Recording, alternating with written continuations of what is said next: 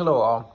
From Maya Kobabe's Genderqueer, a Memoir, I wanted to highlight the first chapter on page 21 when Maya mimics her father, when Maya mimics the father's behavior. And one of the children comments, "Look, Maya took off her shirt like a boy."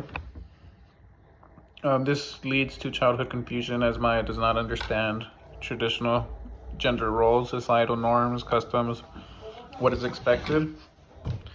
When expressing gender identity, girls don't typically take off their shirts when swimming. And I wanted to expand upon this within page 81, when after receiving a professionally cut hairstyle, Maya during the haircut, Maya cannot decide what hairstyle they would like.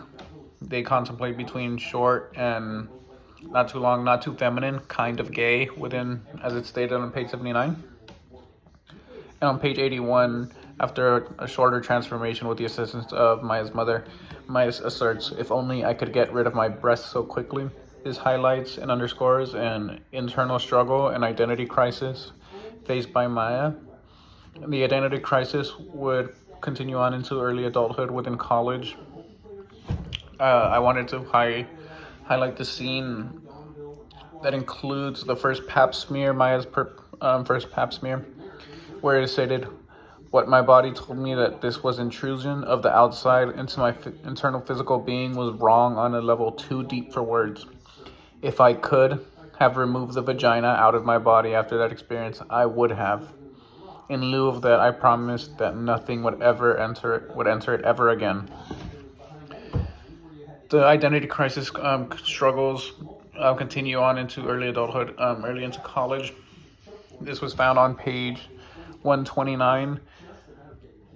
The struggle highlights that it doesn't end at adolescence, and that as Maya continues to grow, they continue to seek answers, and they continue to seek clarity.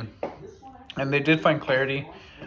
One quote I wanted to highlight states, "A huge part of what I am is due to the suite of hormones, neurochemicals present in the womb as my cells developed.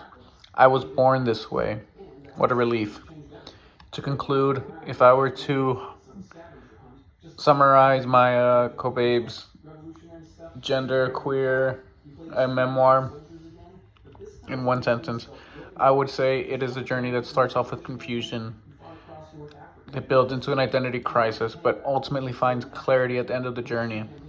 Thank you.